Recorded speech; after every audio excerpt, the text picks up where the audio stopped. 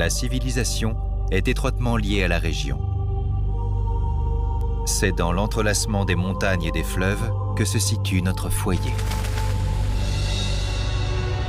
Les géologues indiquent que ce plateau, autrefois fond de la Thétis, était irrégulier. En raison du mouvement des plaques, il a formé aujourd'hui une merveille sur Terre. Le mont Komolangma, sommet du monde, se dresse avec ses vallées et glaciers, illustrant pleinement la beauté de la nature. Nos ancêtres ici, par respect pour cette nature et curiosité de l'éphémère, ont exploré la vie et la nature.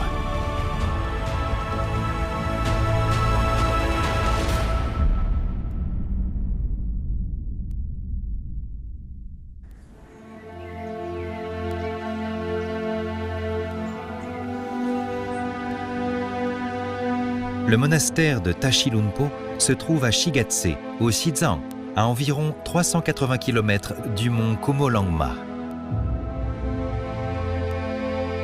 Tashilhunpo signifie montagne auspicieuse. Construit au pied de la montagne et orienté au sud, il a été loué par l'Amban des Qing au Xizang, Relin. Les cloches de la pagode résonnent au gré du vent, créant une harmonie au sein de cette tranquillité vivante.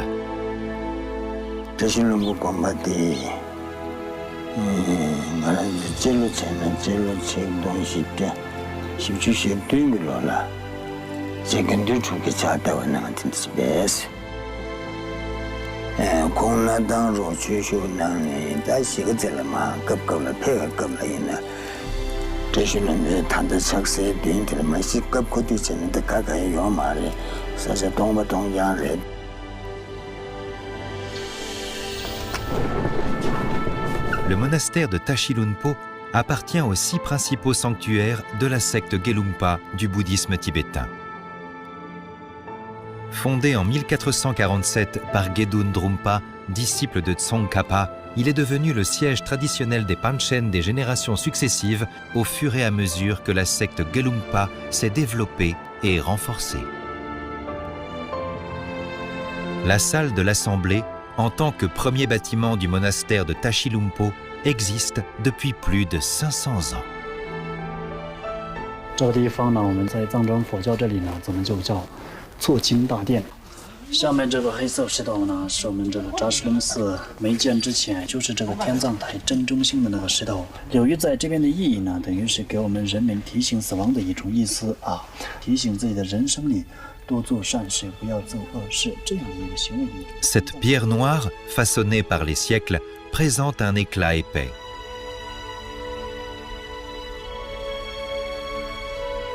Il se dit que cet endroit, autrefois une tour de funérailles célestes, est devenu un lieu de prière et de méditation pour les moines de Tashilhunpo. Ils y enseignent comment saisir la quintessence de la vie et de la mort et faire face au monde.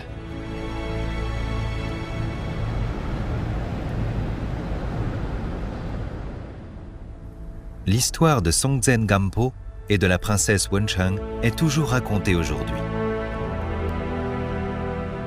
Leur statue se trouve dans de nombreux temples du Xizang. Une fresque du temple de Jiukang à Lhasa raconte l'histoire de l'arrivée de la princesse Wencheng au Xizang.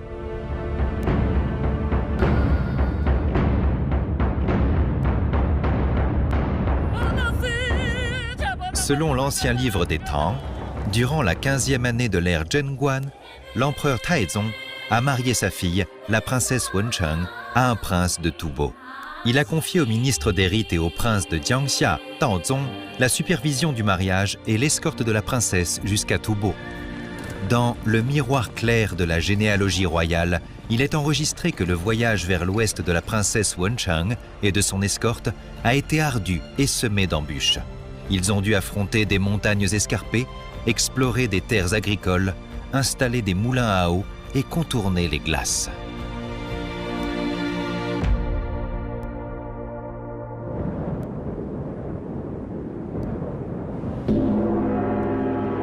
Chang'an était la capitale de la dynastie des Tang et également le point de départ de l'ancienne route Tang-Tubo.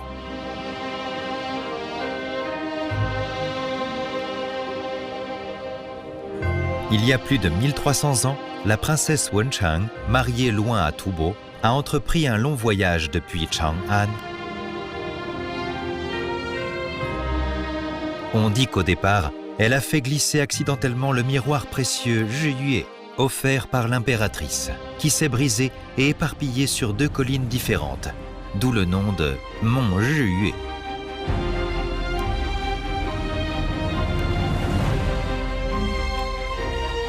Le mont Zhiyue se dresse toujours dans la région, le long de la rivière Huangshui, du fleuve Jaune, situé à la jonction du plateau de l'Eus et du plateau de Qinghai, Tibet, et marque la frontière entre la civilisation agricole et la civilisation nomade de la Chine. 佛教传入西藏呢，它是2条路线，中原的这条路线之外呢，另外呢还有南亚这条路线。当时松赞干布呢，在632年，也有的书上说635年。那么在这一年呢，他迎娶了尼泊尔的赤尊公主。赤尊公主呢，也带去了释迦牟尼8岁的等身像，把南亚的佛教呢带到了西藏。所以说，西藏当初佛教的源头呢是有2个方面，一个是内地的汉传佛教，一个是南亚的佛教。藏传佛教的来源之一就是汉传佛教。藏传佛教和汉传佛教从吐蕃唐代开始一直到现在，这2支佛教的联系始终没有中断。因此呢，藏传佛教是具有西藏特点、中国特色的这么一个地方性佛教，是中国佛教的重要组成部分。 Transmis à la fois par les provinces intérieures de la Chine et l'Asie du Sud, le bouddhisme a rencontré et fusionné avec les religions indigènes du Xizang, formant progressivement une civilisation bouddhiste unique sur ce territoire, le bouddhisme tibétain.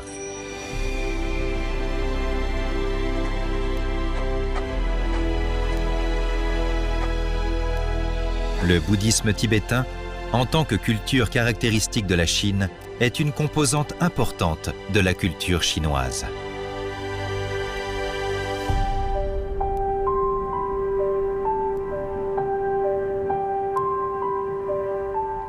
Aujourd'hui, la statue à taille réelle de Shakyamuni a 12 ans.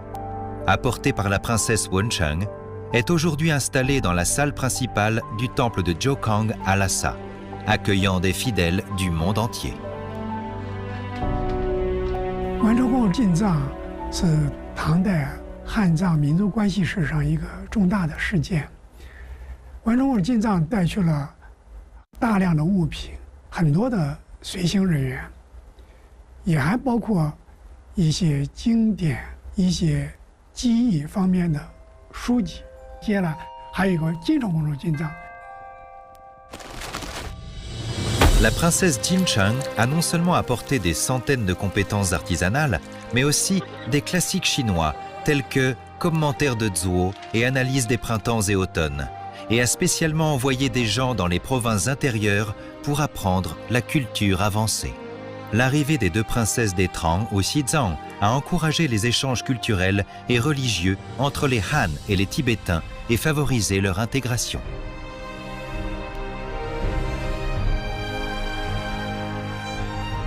La stèle de l'union entre les Trang et les Tubo, debout depuis plus de 1000 ans devant le temple de Jiukang, atteste de cette histoire d'échange.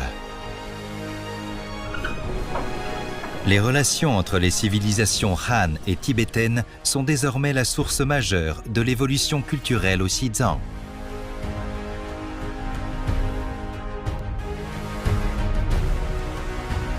Depuis les dynasties des Song et des Yuan, la propagation du bouddhisme tibétain dans les provinces intérieures a renforcé cette interaction. La culture bouddhiste est devenue un élément important des échanges culturels entre les peuples Han, tibétains et mongols pendant la dynastie des Yuan, solidifiant également le lien politique entre le gouvernement central et le Xizang.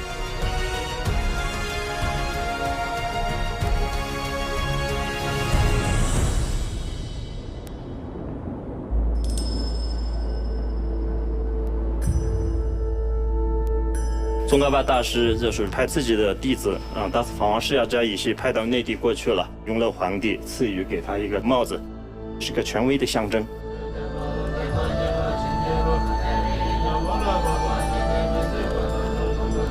Le bonnet que l'empereur Yongle des Ming a offert à Shakya Yeshi, vénérable du bouddhisme tibétain Gelugpa, est toujours conservé au monastère de Sera à Lhasa, du Xizang.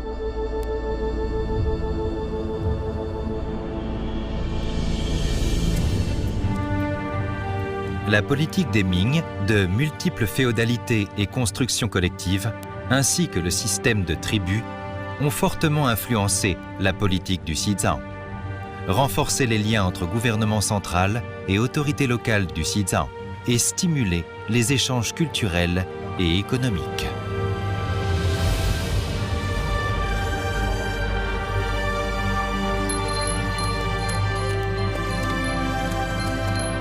Les échanges commerciaux thé-chevaux étaient un lien crucial durant les Ming. Plus nombreux étaient les moines et commerçants, voyageant entre l'intérieur du pays et le Xizang.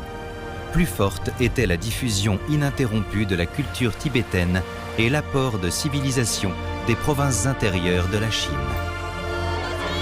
contribuant à la diversité et l'intégration de la culture chinoise.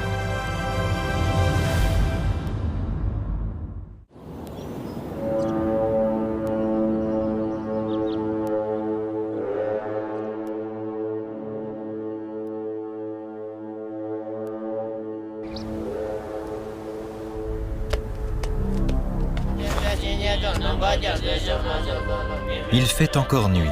À 5h30, les moines commencent leur journée de méditation.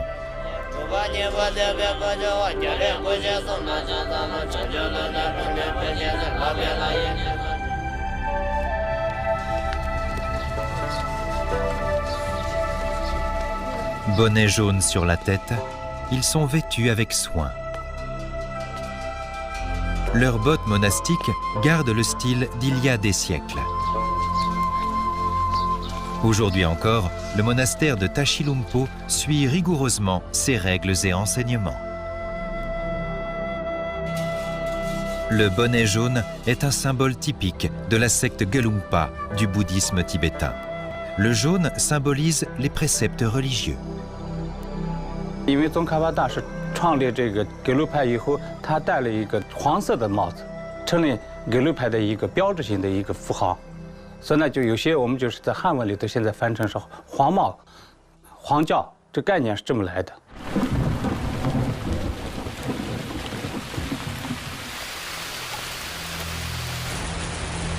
Fin du XIVe siècle sous les Ming, le bouddhisme au Xizang était en déclin. La discipline monastique se relâchait et la foi des fidèles s'effaçait.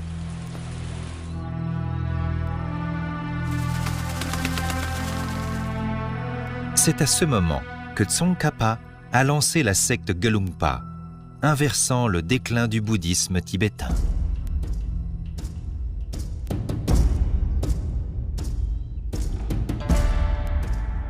En 1409, Tsongkhapa initie une réforme religieuse et crée la secte Gelugpa du bouddhisme tibétain.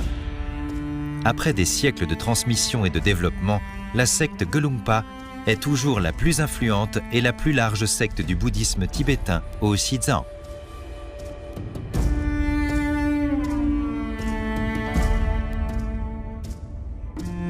Dans les monastères de Gelugpa d'aujourd'hui, on trouve souvent les trois statues représentant le maître et ses deux disciples.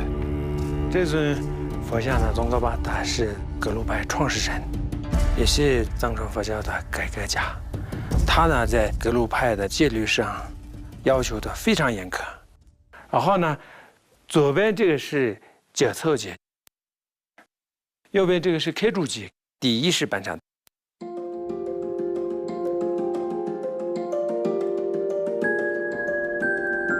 Gedun Drupa, fondateur du monastère de Tashilhunpo, était le dernier disciple de Tsongkhapa.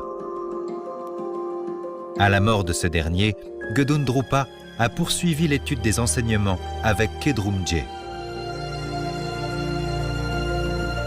Des siècles plus tard, ils furent reconnus comme le premier Dalai Lama et le premier Panchen. Les lignées Dalai Lama et Panchen sont les deux principaux systèmes de réincarnation de la secte Gelugpa, leur influence étant toujours prédominante. 格鲁派到底什么意思，也有不同的这个解释。那么从字面上来讲，这个格就是善的意思，鲁呢是派别的意思，或者就简单就翻译是善派。那么到格鲁派的这时候，就宗喀巴的时候呢，就开始戴这个黄色的帽子。黄帽派啊，这是格鲁派最大的一个特征。那么格鲁派呢是，藏传佛教几大教派别里头呢，就是形成最晚，但是后期这个影响最大的一个教派。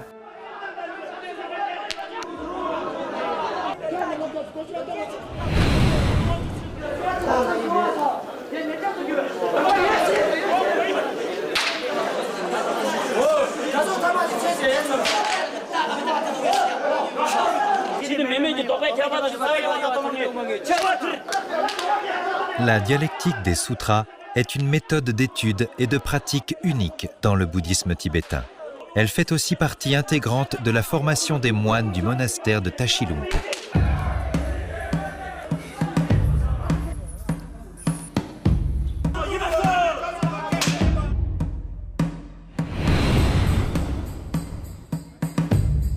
Les deux parties dans la discussion sont les proposants et les répondants.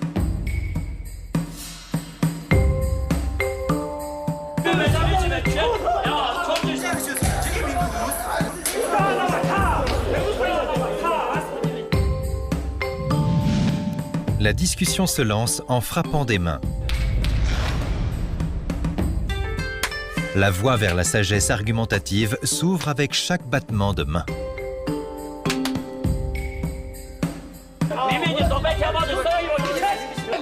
Le geste de frapper les mains a également une signification particulière. Le son net des paumes frappées peut éveiller la sagesse et la compassion de l'intérieur.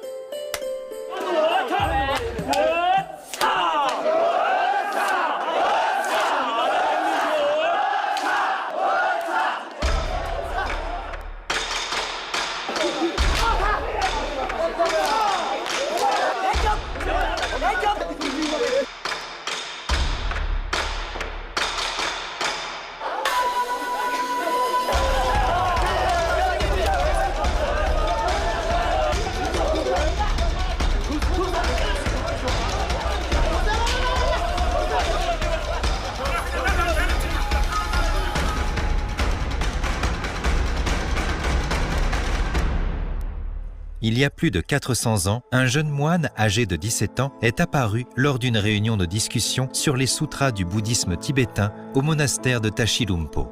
Il a gagné un large respect et une grande attention. Il est Lobsang Choki Gyaltsen, qui a été reconnu plus tard comme le 4e Panchen. À l'âge de 17 ans, Lobsang Choki Gyaltsen avait déjà montré des connaissances et une sagesse exceptionnelle. Plus tard, Lawang Lodro, le 15e abbé du monastère de Tashilhunpo, a démissionné. Après une décision unanime des moines du monastère de Tashilhunpo, Lobsang Choki Gyaltsen a été invité à devenir le 16e abbé du monastère de Tashilhunpo.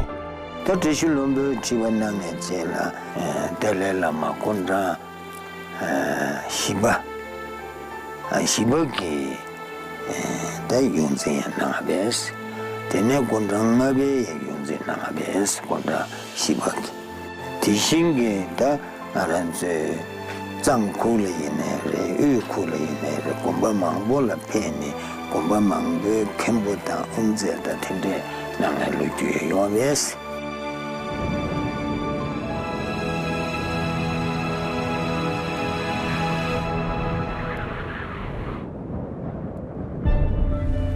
Cependant, le parcours de croissance de la secte Gelugpa n'avait pas toujours le vent en poupe. Elle a fait face à d'énormes pressions de la part d'autres sectes et de leurs partisans, voire à des défis mettant en jeu sa survie. De plus, elle a rencontré de nombreux obstacles dans sa construction. Le 4e Panchen Lobsang Choki Gyaltsen, doté d'une grande sagesse, a été une figure clé dans la survie et l'essor de la secte Gelugpa. En 1631, sous l'ère Chongzhen de la dynastie des Ming, le régime local du Xizang, dirigé par Karma Tekiong Wangpo, qui a hérité de son père Karma Phuntsok Namgyal, qui avait persécuté la secte Gelugpa, était déterminé à éliminer complètement cette dernière. Cependant, la secte Gelugpa, fondée il y a plus de 2 siècles, avait acquis un large soutien populaire dans des régions telles que le Xizang, le Qinghai et la Mongolie. La tâche de l'anéantir totalement n'était donc pas aisée. Conscient de cette réalité, Karma Tekiong Wangpo a commencé à chercher des alliés puissants au dehors du Xizang. 蒙古的阙图汗，因为在当时的历史条件下呢，在1632年的时候，他和长须的百里土司啊和赞巴汗政权呢建立了联系。他们的目的呢是想要消灭格鲁派，他们呢支持这个噶玛噶举派，以便于在这个青藏高原上呢取得政治和经济利益。那么从这个角度，他们形成了一个势力集团，就是对付格鲁派的这个势力集团。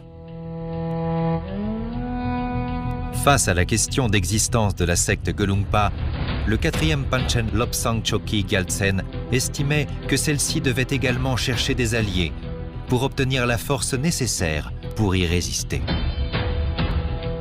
40班禅等人呢，就意识到这个格鲁派确实面临着一个生死存亡的问题，那么他就开始邀请当时在新疆的这个额鲁特蒙古 中的和硕特部来进行支援，因为这个额鲁特蒙古是信仰格鲁派的。 En ces temps cruciaux, on raconte que le 5e Dalai Lama et le 4e Panchen ont envoyé des moines du monastère de Drepung, déguisés en autre secte, au Xinjiang, pour rencontrer Gushri Khan, de la tribu mongole des Koshotes. 1636年的时候呢，新疆和硕特部的蒙古固始汗就开始率军南下。到了1637年的时候，他灭掉了青海的阙图汗。1639年的时候呢，他又灭掉了百里土司，到拉萨和这个40班禅50达赖喇嘛相见，也就是格鲁派和这个固始汗的这个蒙古势力呢结合在一起。1642年，他又灭掉了赞巴汗政权，然后这个格鲁派和这个 蒙古势力就是固始汗和格鲁派呢，在这个西藏建立了这个甘南颇章地方政权，这样呢使格鲁派的这个力量这个得以保存下来，并得以发展壮大。 En 1636, Gushri Khan a envoyé des émissaires à Shengjiang, l'actuel Shenyang du Liaoning, avec des chevaux et des cadeaux, inaugurant ainsi l'allégeance des Koshotes au Qiang. En 1642, le gouvernement régional de Ganden Phodrang a été fondé sous l'égide du palais résidentiel du Dalai Lama.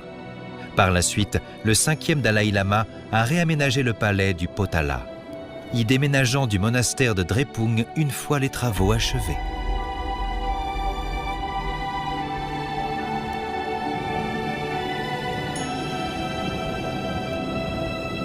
Au milieu du XVIIe siècle, la dynastie des Ming était au bord de l'effondrement. Et l'empereur Taizong des Qiang, Huang Taiji, avait déjà conquis les régions du nord-est au-delà de Shanhaiguan, s'étendant jusqu'à la région méridionale de la Mongolie. Lobsang Choki Gyaltsen, vénérable et sage, en alliance avec le 5e Dalai Lama, a pris la décision capitale d'établir des liens politiques avec l'empereur Taizong des Qiang. Sa sagesse politique hors norme a une fois de plus placé Lobsang Choki Gyaltsen en avant de l'histoire. 应该说，40班禅选择的这种蒙古的这个支持是非常正确的。那么，他不断地推进了这种西藏地方和中央王权之间的关系吧，更加的密切了。从大的来讲，应该说是为这个祖国统一做出了这个很大的贡献。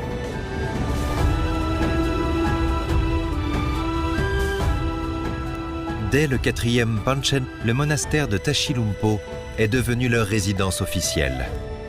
Le 4e Panchen a apporté une contribution remarquable à l'unification du pays, à l'intégration des peuples et au rapprochement entre les Han et les Tibétains.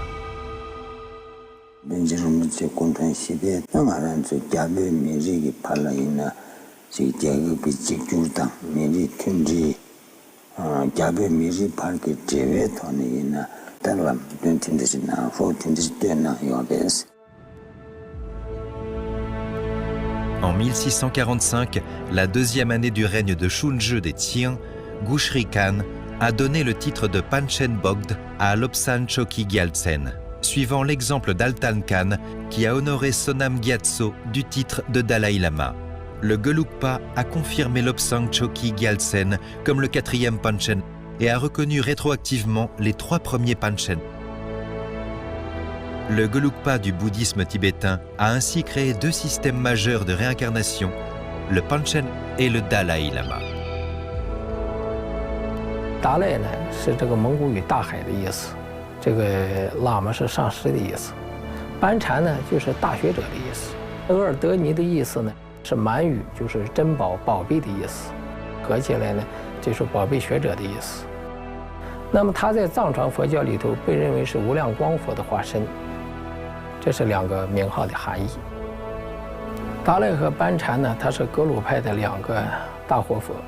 他们的宗教和政治地位呢都是平等的。从历史上来看，达赖也好，班禅也好，他们的地位是随着中央政府的支持发生变化的。那么他们发挥作用呢，也和中央政府的政治形势也是密切相关的。 Aujourd'hui, dans la partie ouest du palais du Potala, il existe une fresque qui relate l'histoire de la visite du 5e Dalai Lama à l'empereur Shunzhi en 1652. L'empereur Shunzhi a organisé un banquet dans la salle de l'harmonie suprême où il a honoré le Dalai Lama et lui a offert une grande quantité d'or, d'argent, de soie et de chevaux, etc. Lors de la 10e année du règne de l'empereur Shunzhi des Qing, Lobsang Gyatso, le 5e Dalai Lama, a reçu l'investiture officielle du gouvernement central des Qing. Il a été désigné comme Bouddha vivant très bienveillant, chef universel de la foi bouddhiste, Vajradhara, Dalai Lama du paradis occidental, et a reçu une charte et un sceau en or. Depuis ce moment, le titre de Dalai Lama et la position politique et religieuse de ce dernier au Xizang ont été officiellement établis. En 1713, l'empereur Kangxi des Qing a envoyé un émissaire à Tashilhunpo pour conférer le titre de Panchen Erdeni au 5e Panchen Lobsang Yeshe, avec une charte et un sceau en or. Cela a solidifié la position du Panchen Erdeni dans la secte Gelugpa du bouddhisme tibétain. Cette reconnaissance officielle des 2 grands systèmes de Gelugpa par le gouvernement des Qing a jeté les bases pour l'essor futur de la secte Gelugpa. 没有中央政府的册封认定，那它的合法性也就没有依据了。那也正因为清朝政府政治上的支持，也包括经济上大量的支持，不论是达赖喇嘛、班禅尔德尼这样的支持，也是他们得以不断的发展、不断的去拥有更大影响的一个非常重要的一个基础。达赖、班禅啊，这2个系统啊。 都特别重视中央对他们的册封，像达赖、像班禅得到这个中央政府的封号以后，他在藏传佛教中的地位，那就是得到了肯定。Ces 2 tankas, représentant une vue d'ensemble du monastère de Tashilhunpo, ont été peints respectivement à l'époque du 5e et du 7e Panchen Erdeni. L'animation dans les peintures reflète la vitesse de développement du monastère de Tashilhunpo à différentes époques. À l'époque du 7e Panchen Erdeni, le monastère de Tashilhunpo avait déjà une taille et une allure similaires à celle d'aujourd'hui. Pendant l'exposition du Bouddha, nombreux étaient les fidèles avec 2 chevaux galopant à travers. La montagne de Niseri, majestueuse en arrière-plan, se reflétait dans la rivière Nyangchu devant le monastère, offrant une vue spectaculaire.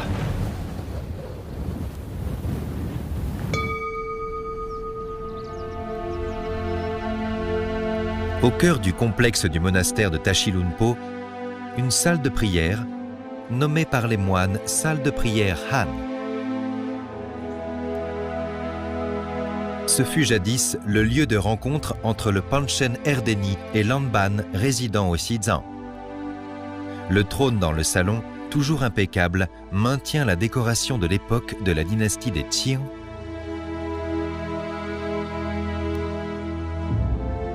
Les murs du salon sont ornés de tanka des Panchen des générations successives. Précieuses broderies réalisées avec l'artisanat de la soie intérieure, rare et inestimable. Durant la dynastie des Qing, avec le renforcement croissant de la juridiction centrale sur le Xizang, les échanges culturels et artistiques entre le Xizang et les provinces intérieures ont atteint un niveau sans précédent. Le bouddhisme tibétain y a joué un rôle crucial en tant que pont et lien.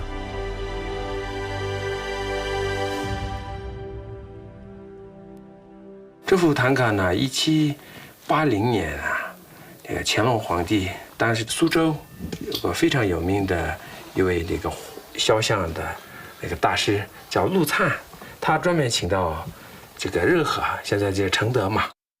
然后呢，但是这个乾隆专门安排的这个60本场的这个肖像，安排了这个可能几幅，但是这个呢，这个僧服的，还有那个官服的也有一幅那个唐卡，那个唐卡在这个故宫。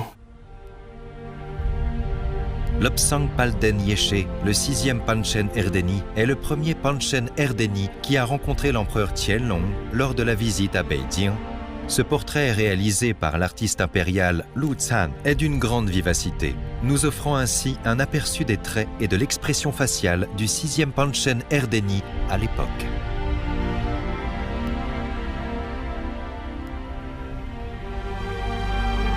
Le plafond de la salle de prière conserve des décorations du style de la dynastie des Qing.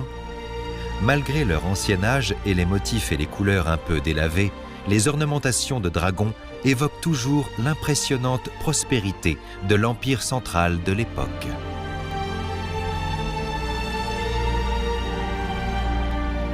Une plaque inscrite « Vive l'empereur actuel, vive pour des milliers d'années » se tient ici comme sentinelle à travers les changements de l'histoire. À cette époque, malgré la distance éprouvante entre le Xizang et Beijing, la plaque pointait toujours en direction de Beijing et témoignait du pouvoir impérial. Suite à l'intronisation d'un nouveau Panchen Erdeni, ce dernier se prosternait devant cette plaque, exprimant gratitude et reconnaissance envers le gouvernement central.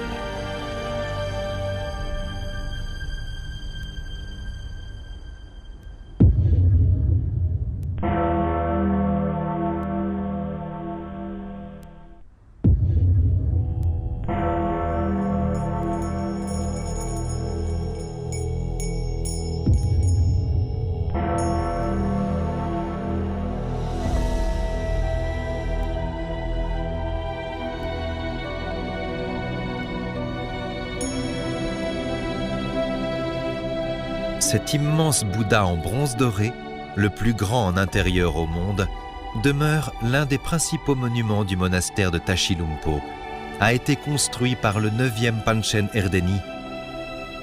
À l'aube du XXe siècle, au cœur d'une Chine secouée par les turbulences, ce Panchen Erdeni fait ériger un Bouddha de l'avenir, comme un appel vibrant à un futur empreint de paix et de prospérité.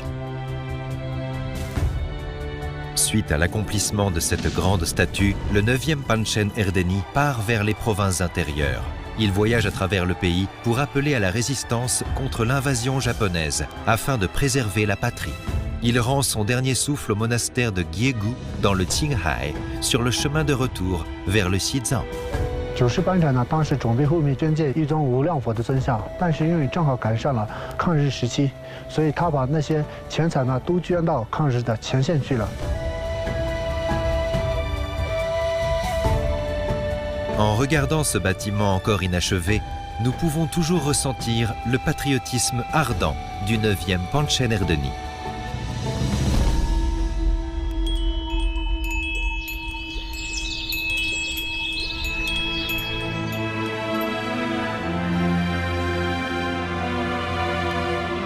Tashi Namgyal, situé à l'est du monastère de Tashilhunpo, signifie « propice et merveille » en tibétain.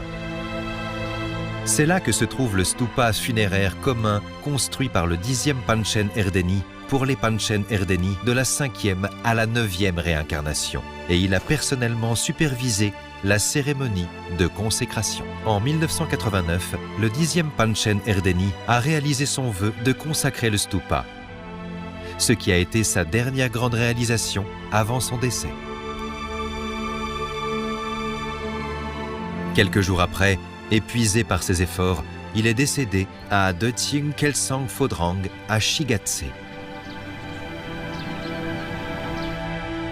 Sa contribution à l'unification de la patrie et à la solidarité entre les ethnies laisse une empreinte indélébile.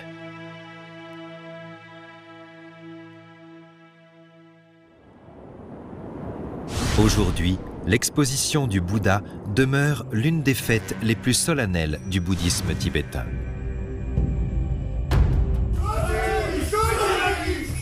Au petit matin, une dizaine de moines robustes, portant délicatement le portrait de Bouddha qu'ils ont soigneusement réalisé, se sont alignés en direction de la plateforme d'exposition.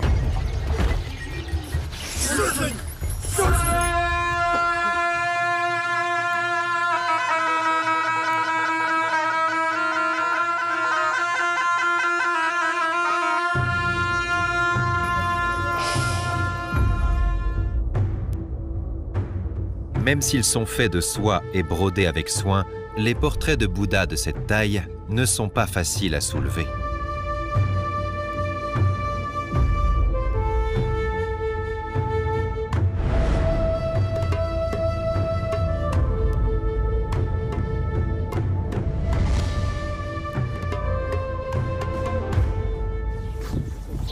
Pour cette exposition du Bouddha, les moines se sont préparés depuis longtemps. La couture du portrait de Bouddha a duré près d'1 an.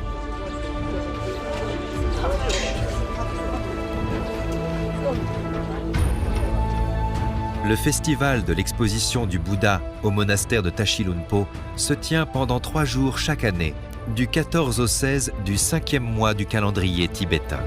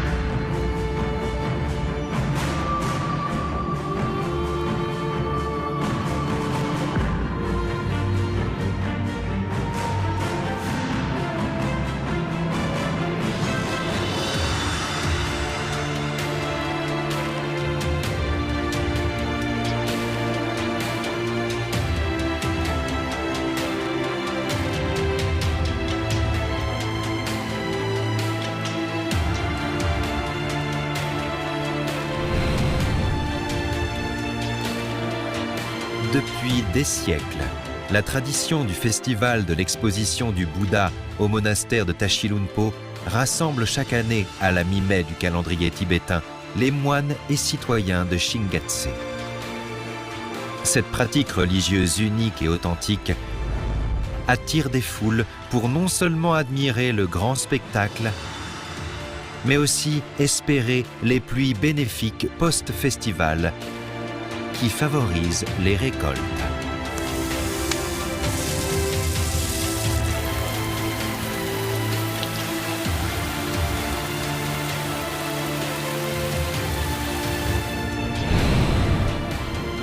Le succès de l'exposition du Bouddha signifie une année prospère avec des récoltes abondantes et un épanouissement de l'élevage. Chaque récolte de la terre est précieuse. Dans une époque de pénurie matérielle où l'on dépendait du ciel pour se nourrir, le monastère de Tashilhunpo semblait être un messager de la terre, portant l'espoir de la vie et enrichissant la culture agricole dans la vallée de la rivière Nyangchu, apportant également réconfort et inspiration spirituelle aux gens.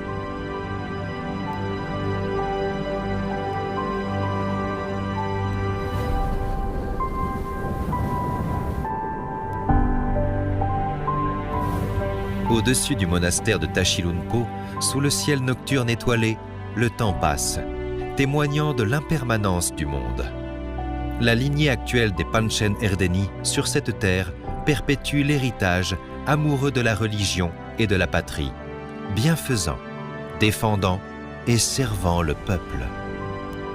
Face au bouleversement du monde, ils transmettent une sagesse extraordinaire à travers les âges, sans jamais cesser.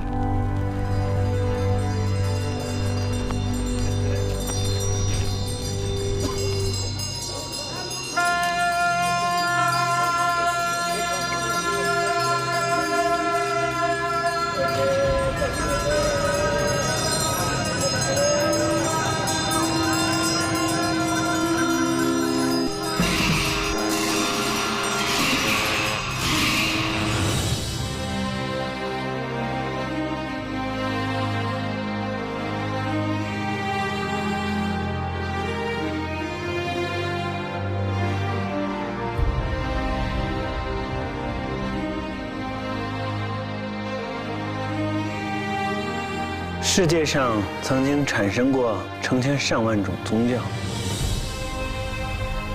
其他宗教之所以会消失，会被历史所淘汰，正是因为同时代不能相结合，同社会发展需要不能相适应，不能同人民群众需求相契合。而我们的藏传佛教的先辈大师们能够同当时时代的社会发展、人民需求相结合，所以才能够一直传承至今。那未来的世纪当中，能不能让藏传佛教继续传承好，也要看我们当代的藏传佛教界人士能不能让藏传佛教同这个时代、同这个社会、同人民的需要、同时代的发展、同文明的进步同频共振。